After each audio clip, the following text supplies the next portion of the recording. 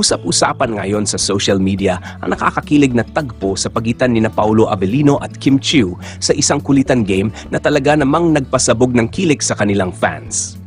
Nagsimula ang lahat ng madulas si Paolo sa kanyang sagot, dahilan para mapaamin siya tungkol sa tunay na estado ng kanilang relasyon. Hindi naman napigilan ni Kim Chiu ang kanyang reaksyon. Isang mahigpit na yakap ang naging tugon niya sa revelasyon ni Paolo. Dahil dito, hindi na napigilan ng netizens ang kanilang kilig, dahilan para mag-trending ang Kim Pao sa iba't ibang social media platforms. Halos langgamin na sa tamis! Ganito inilarawan ng mga fans ang kanilang moment, lalo na't matagal nang hinihintay ng marami ang kumpirmasyon sa espesyal na samahan ni Kim at Paolo.